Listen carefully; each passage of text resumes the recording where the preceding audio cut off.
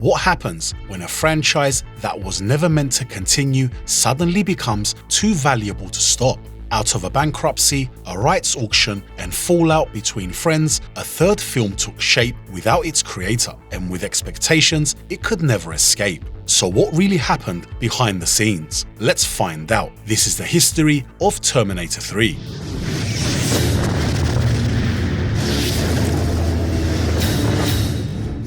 The problem with making a third Terminator film is simple. There wasn't really supposed to be one initially. James Cameron and William Wisher wrote the script for T2 with the intention of closing the story. But movies don't stop when money is still on the table. Cameron had already sold his share years earlier for $1 to his ex-wife, Gaylan Hurd, a deal he would regret later. After Terminator 2, Kuroko Pictures held the rights along with Hurd. In May 1992, Kuroko co-founder Mario Kassar said he intended to make a third Terminator movie within the next 5 to 7 years. By the end of '95, Kuroko had filed for bankruptcy, and by then, Cameron decided he wanted to direct a third film with the involvement of 20th Century Fox.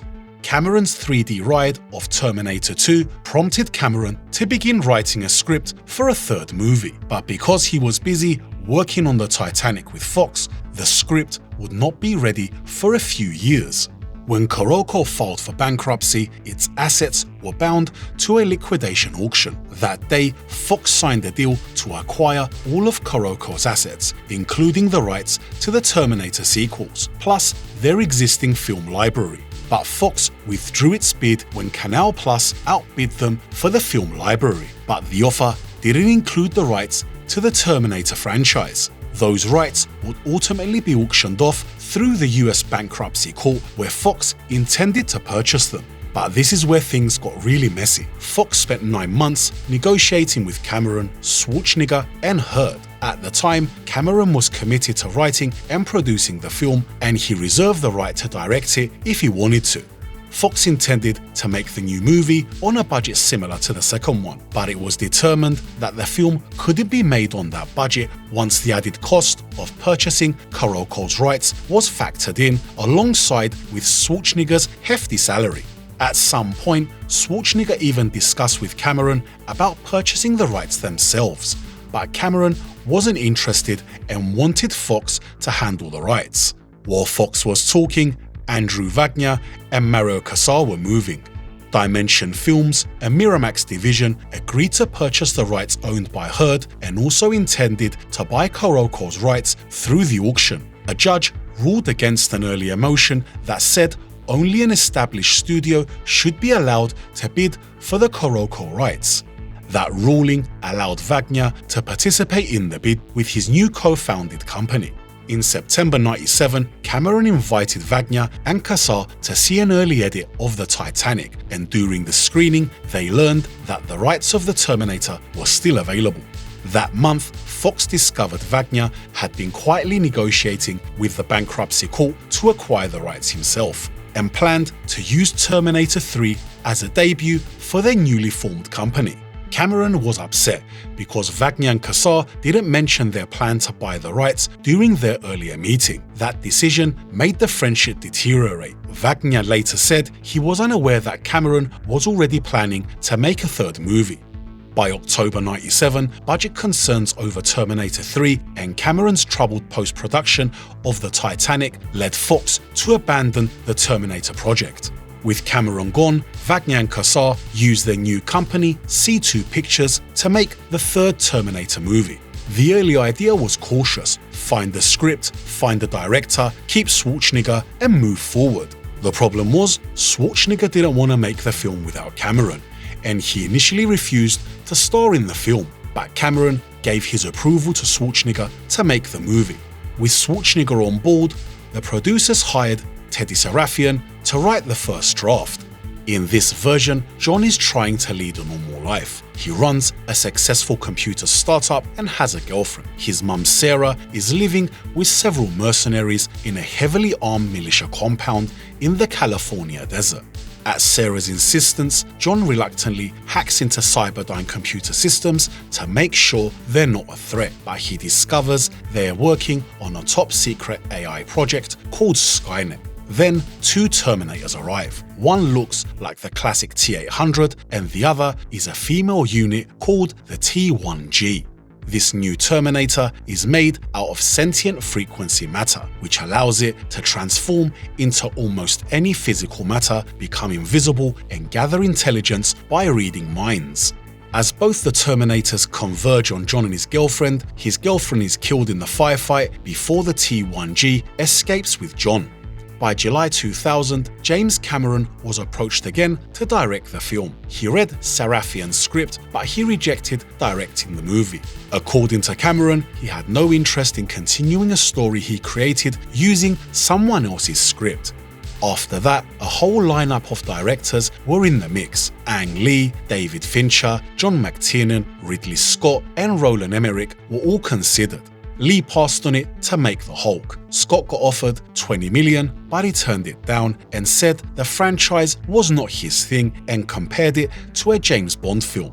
Then the schedule started playing games. Production was meant to start in 2001, but it got delayed because everyone was bracing for a writer's strike that never happened. An actor's strike was also a concern, and filming was planned to begin after that ended. All of these issues left the project exposed. By the time Jonathan Mostow came on board, the mandate was clear. To get there, Mostow pulled in John Bricado and Michael Ferris to rework the screenplay, and their version started shifting the core shape of the movie that we eventually got.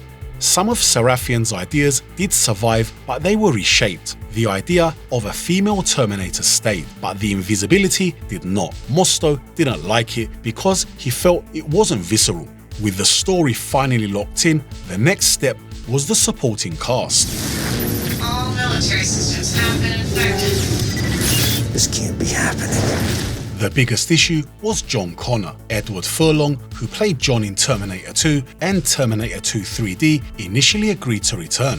The studio was worried about his substance abuse, so a sobriety clause went into his contract. When he broke that going out partying, celebrating getting the role for Terminator 3, he was fired for breach of contract.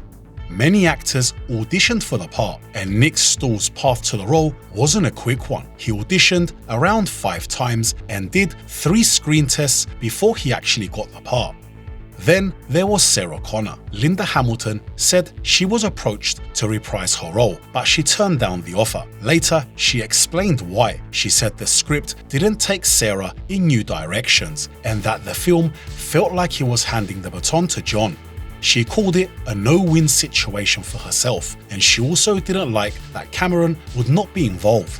Then came the new face of the threat, and the casting search got huge. Around 10,000 women auditioned for the role of the female Terminator, now renamed from the T-1G to the TX. Initially, Schwarzenegger lobbied for professional wrestler Chyna to get the part. Then there was Vin Diesel. After The Fast and the Furious came out in 2001, he was considered, and there was talk of rewriting the TX as a male Terminator. At one stage, Famke Janssen emerged as the most likely choice, but in early 2002, Christina Loken was cast as the TX. Then there was Kate Brewster. Mostow originally wanted Claire Danes, but their first attempt didn't work, so Sophia Bush was cast instead. Once filming began, Mostow felt that Bush looked too young opposite Nick Stahl, and felt that her appearance and performance read as too youthful for the role. When Danes read the script again, she decided to join and replaced Bush in May 2002.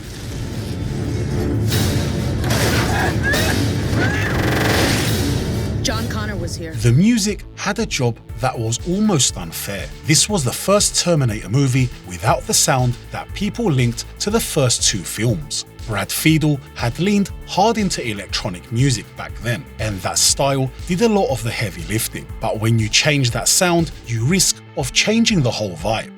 Jonathan Mostow ended up circling Marco Beltrami for a pretty practical reason. During editing, the editor had been using Beltrami's tracks as temporary guide music, and Mostow got interested in bringing him in for real. His music went in a different direction on purpose. Instead of chasing the older electronic approach, he chose an orchestral score.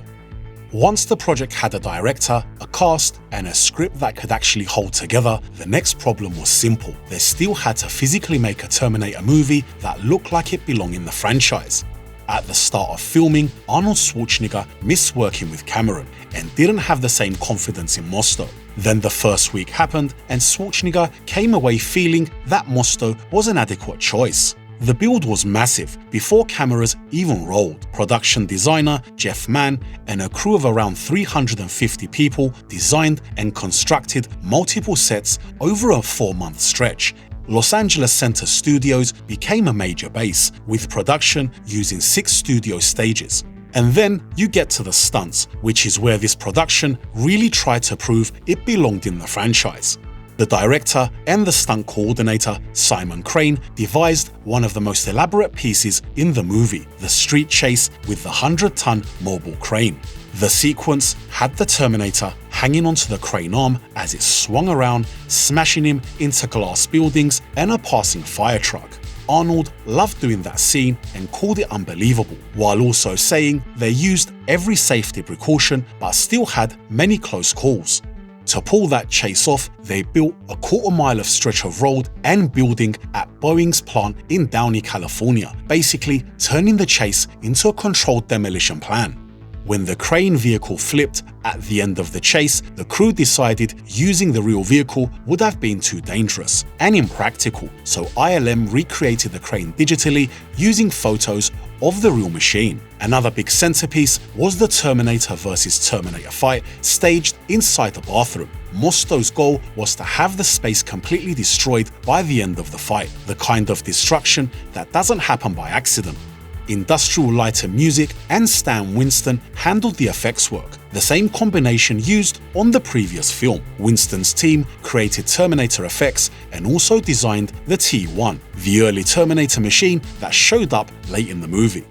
They also used practical trickery in other scenes. When the T-101 opens his chest to remove a failing fuel cell, Winston's team used cyber scans to create a body cast replica of Schwarzenegger to sit in the driver's seat. Arnold was actually sitting in the back of the truck with his head and arms visible in the front seat, so it looked like he was attached to the body.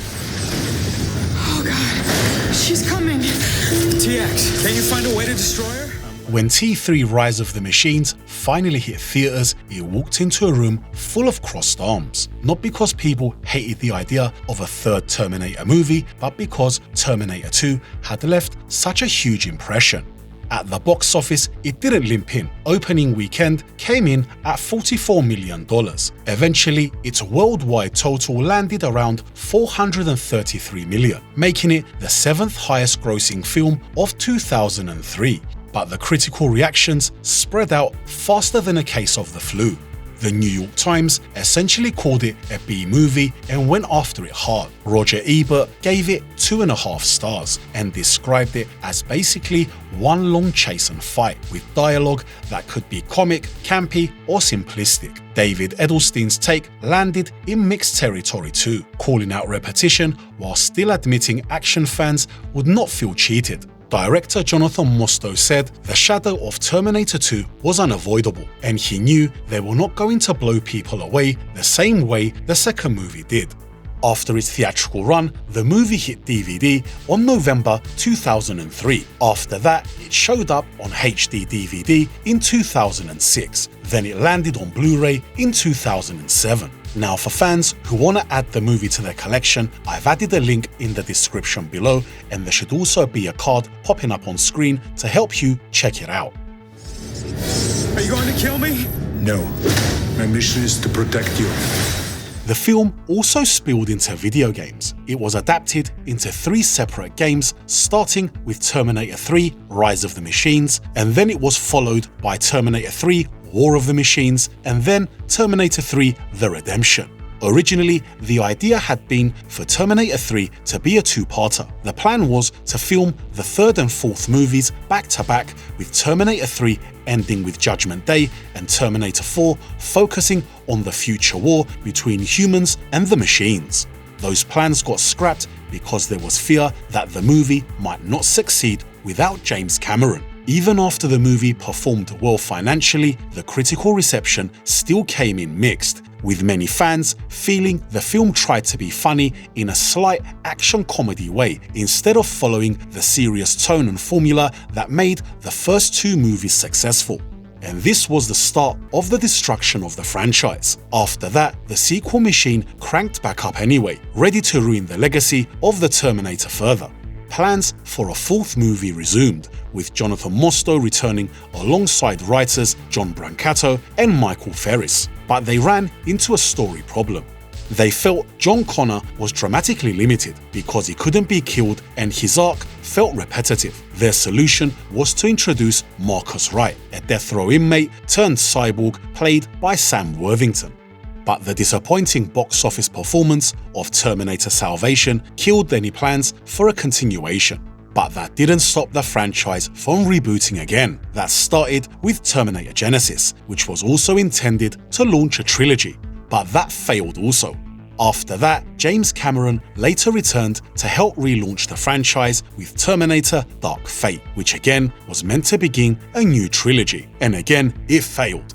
So the legacy of Terminator 3 ended up being the beginning of the end of a big legacy. It became the hinge point where the franchise turned into a cycle. Continuation plans, big resets, new trilogies promised, but nothing came close to Terminator 2, and the audience got worn down by the constant rewriting. But we're not done yet. Next time, we dive into another classic movie. Until then, why don't you check out one of our previous videos covering The Rock? Becomes your greatest threat. A battery of VX gas rockets is presently deployed to deliver a highly lethal strike. Thanks for watching, please like, subscribe, and I'll see you in the next one.